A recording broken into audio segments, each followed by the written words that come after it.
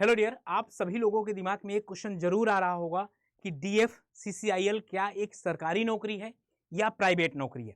कुछ बच्चे तो कमेंट सेक्शन में ही बार बार सवाल पूछ रहे थे, इनमें काम क्या करना होता है सर, और इसमें सैलरी कितने मिलती है। ये बच्चों का बहुत बड़ा डिमांड था। और एक सबसे बड़ा डिमांड ये था बच्चों का कि सर जब आरआरबी में जो काम है वही DFCCIL का काम है, तो आरआरबी को छोड़कर DFCCIL पर क्यों फोकस किया गया, ये सारे तथ्य यहाँ पर जानेंगे कि यहाँ पर नौकरी करना ठीक रहेगा कि नहीं रहेगा। इन सारे पॉइंट्स आप सभी लोगों के लिए बहुत इंपॉर्टेंट होंगे किसी भी एग्जाम का फॉर्म भरने के पहले।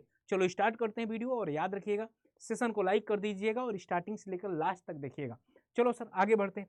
आगे अगर देखा जाए क्या मतलब ये कब DFCCIL कब बना, ये आपका DFCCIL कब बना, तो सबसे पहले अगर बात किया जाए तो सबसे पहले अप्रैल 2005 में एक प्रोजेक्ट अनाउंस होता है।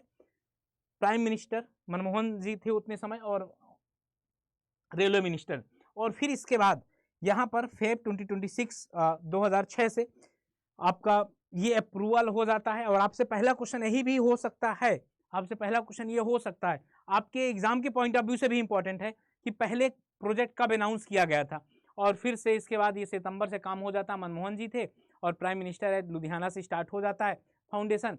और WDFC foundation laid by the Shri Manmohan Singh और honourable prime minister at Mumbai पे 2006 में, और 2007 में फिर से DFC शेड्यूल ए में गवर्नमेंट कंपनी में आ जाता है। कंपनी SPVG ये कंपनी 2005 में सोचा जाता है और 6 में ये आ जाता है रूल्स के अनुसार। ओके, फिर आगे अगर देखा जाए तो यहाँ पर इनके प्रोजेक्ट है 2023-24 में। और इसका काम क्या है, एक एक पॉइंट पे बहुत बेहतरीन तरीके से हम ध्यान देंगे। अगर देखा जाए जुलाई 2023 में, अब जब से मोदी जी की सरकार आई है इसमें और भी बहुत ज़्यादा काम करने स्टार्ट कर दिया गया है। क्योंकि मेरे भाई अगर रेवेन्यू की बात करता हूँ, देखिए मेनली तो रेवेन्यू ही होता है सर। अगर रेवेन्यू की बात करते हैं कि 2005-6 के पहले पता क्या होती है, मालगाड़ी। आपको पता है मालगाड़ी का क्यों, मालगाड़ी आपको पता है, जो मालगाड़ी होती थी ना भाई, ये पता चलता था किसी स्टेशन में 2-2 दिन रुकी रहती थी, आगे का एंट्री पॉइंट ही नहीं बन पाता था। मालगाड़ी जा रही, इनको रोक के पहले पैसेंजर ये सारी ट्रेनें गुजारा जाता था। अब आप खुद सोचो कि मालगाड़ी से हमारा जो रेवेन्यू आ रहा है 60 से 65% मालगाड़ी से आ रहा है, और बाकी आपका जो रेवेन्यू आ रहा है ये मालगाड़ी से हो गया, और ये 35 से 40% हमारे पैसेंजर कार से आ रहा है। तो आप किसको वैल्यू देंगे। और पूरा आरआरबी सिस्टम, जो आरआरबी जेई आप लोग भरते हैं सेक्शन इंजीनियर, पूरा आरआरबी का 90% सिस्टम इस पे लगा हुआ है, पैसेंजर वाले पे। इस पे वर्क होता था, बहुत कम होता था, ठीक ना। कहीं पर भी रुक गई क्या हुआ, तो गवर्नमेंट ने सोचा कि यार जब पूरा हमारा काम इसी से चलता है, रेवेन्यू इसी पर आ रहा है, तो क्यों ना हम इसको फोकस करें इस पर। तो जब इन्होंने एक फोकस किया तो इन्होंने DFCCIL का निर्माण किया, और उसका काम होता था कि केवल मालगाड़ी को मेंटेन करना, एक कॉरिडोर बनाना, एक अलग से कॉरिडोर बनाना। आप देखते होंगे रेलवे ट्रैक में अब मालगाड़ी का एक अलग से रास्ता है, वो भैया चाहे शताब्दी हो, कोई ट्रेन आए जाए, नहीं रुकना उसको। अब इसीलिए क्या किया गया है, इसीलिए जैसे कि 2 लेन बना दी गई है, एक पैसेंजर लेन और एक मालगाड़ी लेन। तो यहाँ पर मालगाड़ी जाएगी, यहाँ पर ये जाएगी, अलग अलग। तो इसके रख रखाव के लिए, मेंटेनेंस के लिए DFCCIL में जॉब निकलती हैं, और वहां पर आप लोग सिलेक्ट भी होते हैं। अगला एक क्वेश्चन होगा कि क्या गवर्नमेंट है, आगे बताऊंगा। तो यहाँ पर क्या था सर, यहाँ पर अगर बात किया जाए तो यहाँ पर जुलाई पे ये सोननगर सेक्शन में 137 किलोमीटर, अब ऐसे छोटे छोटे मतलब 140 से 137 इस तरीके के प्रोजेक्ट पास करा रहे हैं। जैसे बात कराया जाए दिल्ली जैसे कानपुर तक बना दिया गया, ये वाली पूरी लेन बन गई है, ये वाली पूरी लेन यहाँ से स्टार्ट होकर पूरी कलकत्ता तक बन गई है। ओके, अब यहाँ पर क्या होगा, प्राइम नरेंद्र मोदी ने डिस्कस किया। फिर यहाँ लुधियाना से 80 किलोमीटर, फिर 2023 में ही देख लो 127 किलोमीटर, 2023 में ही देख लो 27 किलोमीटर। तो अगर इस तरीके से देखेंगे तो मुझे ऐसा लगता है कि 5 से 10 साल में पूरे इंडिया में ये एक अलग सा कल्चर चल जाएगा, एक कॉरिडोर, एक अलग सा रास्ता बन जाएगा। ओके, और आगे बात किया 2024 में जनवरी में देख लो 44 किलोमीटर पालघर में आपका हुआ। श्री नरेंद्र मोदी ने फिर से रेवाड़ी से 173 kilometre double line electrified section of DFC and connecting eastern and western WFC। और 2000 नवंबर 2023 में, ये जनवरी में था, दिसंबर में भी था, कितने का, 402 किलोमीटर का। अब आप देख लो 402 किलोमीटर का भानुपुर न्यू। और अक्टूबर गंगानगर, ये सारा कुछ आपका हो गया। ओके, ये आपका कब स्टेबलाइज हुआ, ये सारा कुछ आपने यहाँ से देख लिया। और यहाँ से एग्जाम में क्वेश्चन भी आएगा कि कब, कौन से शेड्यूल में, शेड्यूल ए के गवर्नमेंट कंपनी एज एसपीवी के उसमें, और किस उसी समय कौन प्रधानमंत्री थे, तो आप ये भी बता सकते हैं। एक्चुअली DFCCIL एक गवर्नमेंट है, प्राइवेट है, एक बहुत बड़ा बच्चों में कन्फ्यूजन है, तो मैं बता दूं ये एक पब्लिक सेक्टर है। ये क्या है, पब्लिक सेक्टर है, और इसमें 100% शेयर किसके पास है, गवर्नमेंट के पास है। डेडिकेटेड, इसका नाम ही ऐसे रखा गया डेडिकेटेड, जो डेडिकेट हो फ्रेट कॉरिडोर। फ्रेट कॉरिडोर मतलब क्या है, कॉरिडोर मतलब तो रास्ता होता है, गलियारा होता है, मतलब फ्रेट मालगाड़ी, मालगाड़ी के लिए एकदम डेडिकेशन के साथ कि केवल मालगाड़ी को हमको सेफ और सुरक्षित सही समय पर पहुंचाना है।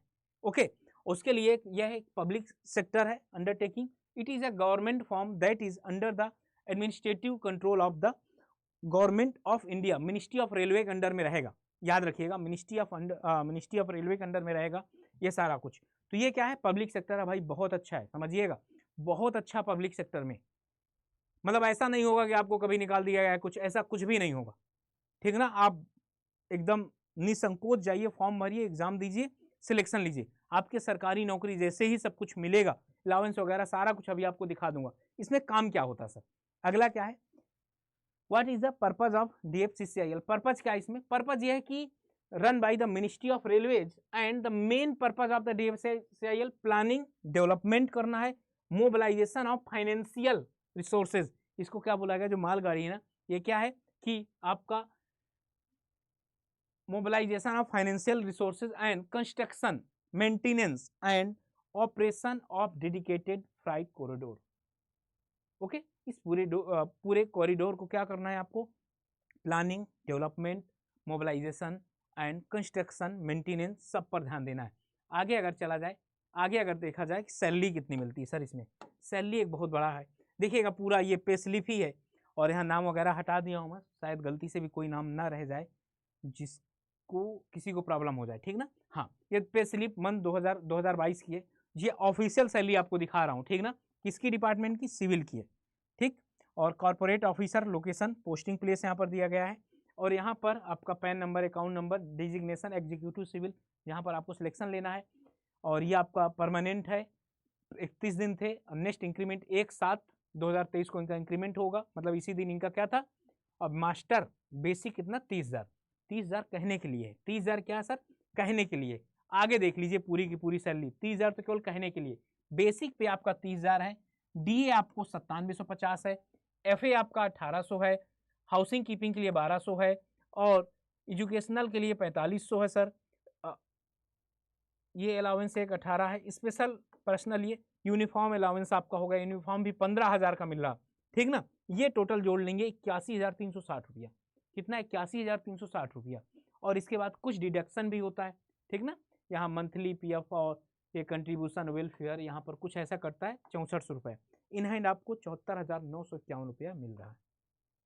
फिर से बता दें, यहाँ पर DA PA में थोड़ा सा चेंजेस होगा, जब आप इसको देखेंगे कि भाई सिटी के हिसाब से डिवाइड होता है, X city, Y city, Z city, उस हिसाब से आप पीछे इसके देख भी रहे होंगे कि ये पूरा का पूरा ओरिजिनल है, ठीक। मैंने एक दोस्त से मंगवाया था तो मैंने आपको बताया, तो आप लोगों के लिए बहुत अच्छी जॉब है। आपको पता है कि एज ए गवर्नमेंट जैसे ही है, पहला काम क्या करना है, जितने भी JEE के काम होंगे वो सारे करने हैं, रेलवे ट्रैक का, और खासकर मालगाड़ी वाले जो ट्रैक है ना, उस पर देखभाल करना है। ये सारे पॉइंट्स आपके क्लियर हो गए होंगे। जब आपके सारे पॉइंट्स ये क्लियर हो गए सर, तो अब यहाँ पर एक बच्चों का एक डाउट भी होगा कि सर क्या इसको किस तरीके से पढ़ा जाए, क्या किया जाए। तो याद रखिएगा, यहाँ पर जितने भी पॉइंट्स थे, मैंने सारे पॉइंट का भी इसका इनिशिएशन हुआ, और इसके बाद इनके काम क्या, फंक्शन क्या, सारे पॉइंट पे ध्यान दिया गया सर।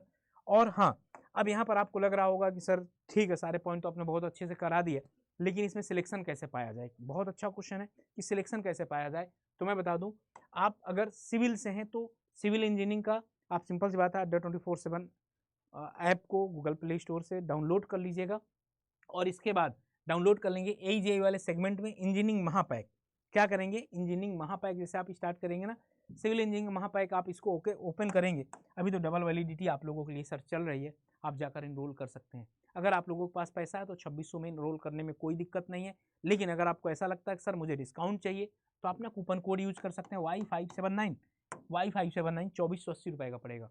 और हाँ, एक चीज़ और, अगर आप लोग इसके लिए सतर्क हैं कि सर आप किसी दोस्त को रिफ़र कर रहे हैं या आप में कॉइन्स है यूज कर लेंगे, 2400 रुपये का पड़ेगा।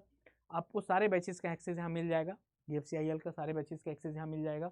आपके लिए बहुत इंपॉर्टेंट है। और इस साल तो ढेर सारी वैकेंसी भी है, वैकेंसी कम है, 36 वैकेंसी है, लेकिन भाई 36 भी बहुत है। और अभी ये लेटेस्ट में के सारे एग्जाम पैटर्न सब कुछ आ गया है, कब होगा कब नहीं होगा, ठीक है। बाकी तैयारी करते रहिए, इसका भी देना है और सिलेक्शन पाना है। और अगर आपको वीडियो अच्छा लगा हो और इन्फॉर्मेटिव लगा हो तो सेशन को लाइक करिएगा, चैनल को सब्सक्राइब करिएगा।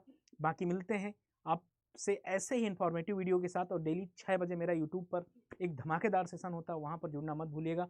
Okay, bye bye, love you, thank you and जय हिंद मेरे प्यारे साथियों।